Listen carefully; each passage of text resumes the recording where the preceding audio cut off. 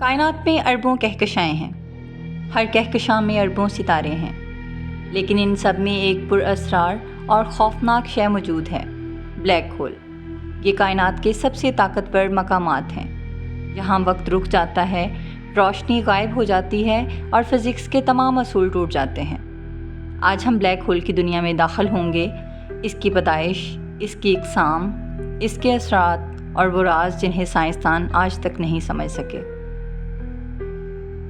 Black hole کیا ہے؟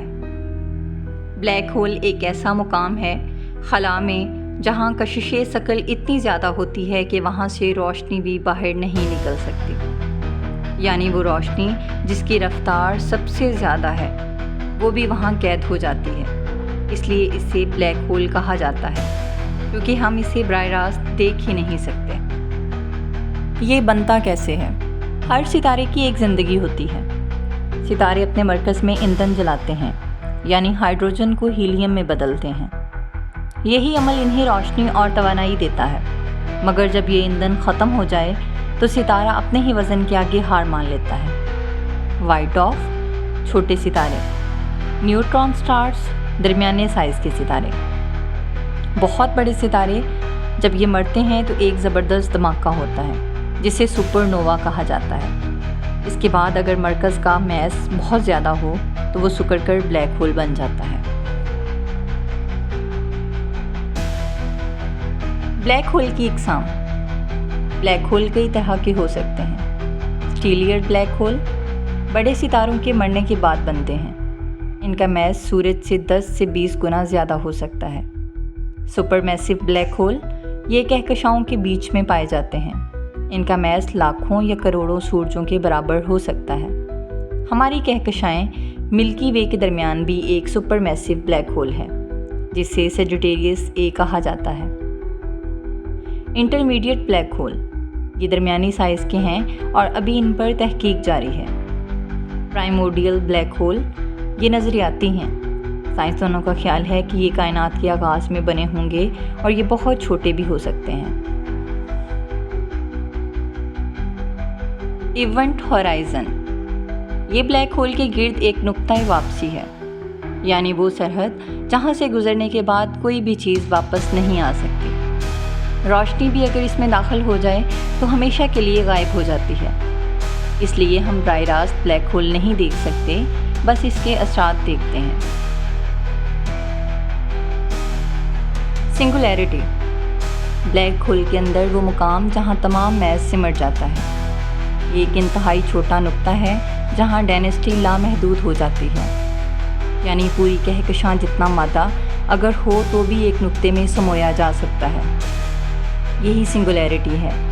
یہ مقام موجودہ سائنس کی سمجھ سے باہر ہے، کیونکہ وہاں فزکس کے تمام اصول ٹوٹ جاتے ہیں۔ ٹائم ڈائلیشن آئنسٹائن کے نظریہ اضافیت کے مطابق جتنا زیادہ گریوٹی ہوگا، وقت اتنا ہی آہستہ گزرے گا۔ بلیک ہول کے قریب وقت اتنا سست ہو جاتا ہے کہ اگر آپ وہاں کھڑے ہوں تو آپ کو صرف 1 گھنٹہ گزرے گا، لیکن باہر موجود دنیا کے لیے وہ ہزاروں سال ہو سکتے ہیں۔ یہی وجہ ہے کہ بلیک ہول کو ٹائم مشین بھی کہا جاتا ہے۔ اکویشن ڈسک بلیک ہول کے گرد اکثر ایک چمکتا ہوا ڈسک ہوتا ہے، جسے اکویشن ڈسک کہا جاتا ہے۔ یہ تب بنتا ہے جب مادہ، گیس یا کوئی ستارہ بلیک ہول کی طرف کھینچتا ہے۔ وہ گھومتے گھومتے بہت گرم ہو جاتا ہے اور تیز روشنی اور شعاعیں خارج کرتا ہے۔ یہی شعاعیں ہمیں بتاتی ہیں کہ وہاں بلیک ہول موجود ہے۔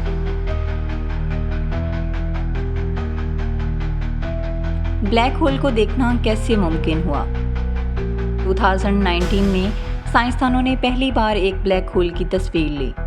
یہ تصویر کہکشاں M87 میں موجود سپر میسو بلیک ہول کی تھی۔ تصویر میں ایک نارنجی رنگ کا چمکتا ہوا دائرہ اور درمیان میں کالا سایہ دکھائی دیتا ہے۔ یہی ہے بلیک ہول کا سایہ۔ یہ کارنامہ ایونٹ ہورائزن ٹیلیسکوپ کے ذریعے ممکن ہوا۔ ہاکنگ ریڈیشنز سائنسدان اسٹیفن ہاکنگ نے کہا کہ بلیک ہول ہمیشہ زندہ نہیں رہتے، وہ آہستہ آہستہ اپنی توانائی خارج کرتے ہیں، جسے ہاکنگ ریڈیشنز کہا جاتا ہے۔ करोड़ों साल बाद ब्लैक होल बिलाखिर ख़त्म भी हो सकते हैं। क्या ब्लैक होल दूसरी दुनिया के दरवाजे हैं? ये सवाल आज भी एक पुरअसरार राज है। कुछ साइंसदान का मानना है कि ब्लैक होल किसी और कायनात का दरवाज़ा हो सकता है। कुछ के मुताबिक ये शॉर्टकट रास्ते बना सकते हैं और कुछ नज़रियात ये भी कहते हैं कि हर ब्लैक होल के अंदर एक नई कायनात जन्म लेती है। Gravitational lensing. ब्लैक होल के करीब रोशनी भी सीधी नहीं जाती, वो मुड़ जाती है और ब्लैक होल के गिर्द घूमती है। इससे एक ग्रेविटेशनल लेंस इफेक्ट बनता है। साइंसदान इस असर को देखकर ब्लैक होल की मौजूदगी का पता लगाते हैं।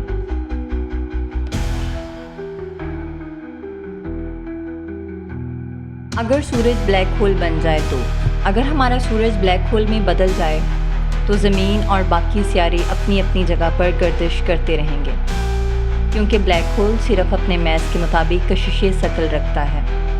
फ़र्क ये होगा कि हमें रोशनी नहीं मिलेगी और ज़मीन पर ज़िंदगी ख़त्म हो जाएगी। स्पेक्टिफिकेशन।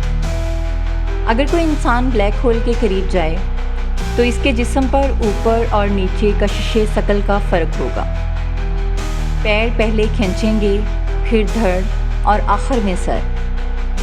जिस्म लंबा होता जाएगा जैसे स्पैगेटी का एक टुकड़ा, इसलिए इसे स्पेक्टिफिकेशन कहा जाता है। ब्लैक होल के इर्द गिर्द आवाज़ें। खला में आम तौर पर आवाज़ें नहीं जाती क्योंकि वहाँ हवा नहीं है, मगर ब्लैक होल के इर्द गिर्द मौजूद गैस जब दबती है तो वो वाइब्रेशंस पैदा करती हैं। पर्सिस क्लस्टर ने एक ब्लैक होल नासा की आवाज़ को रिकॉर्ड किया है, जो एक गहरी और खौफनाक गूंज जैसी है। White holes. ब्लैक होल के बरक्स एक नज़रिया है जिसे वाइट होल्स कहा जाता है। ब्लैक होल चीज़ों को खींचता है, मगर वाइट होल चीज़ों को बाहर फेंकता है। ये अभी तक सिर्फ एक नज़रिया है, मगर साइंसदानों का मानना है कि ब्लैक होल और वाइट होल आपस में वार्म होल्स के ज़रिए जुड़े हो सकते हैं।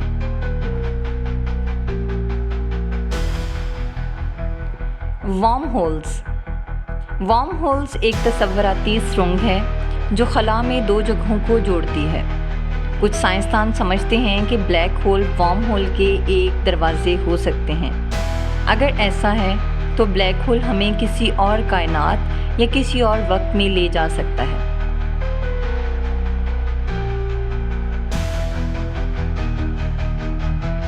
फ़लसफ़ाना पहलू। ब्लैक होल सिर्फ साइंसी ही नहीं बल्कि फ़लसफ़ियाना भी हैं। ये हमें ये सोचने पर मजबूर करते हैं, क्या वक्त वाकई ही एक वहम है? क्या हर ब्लैक होल के अंदर एक नई कायनात बनती है?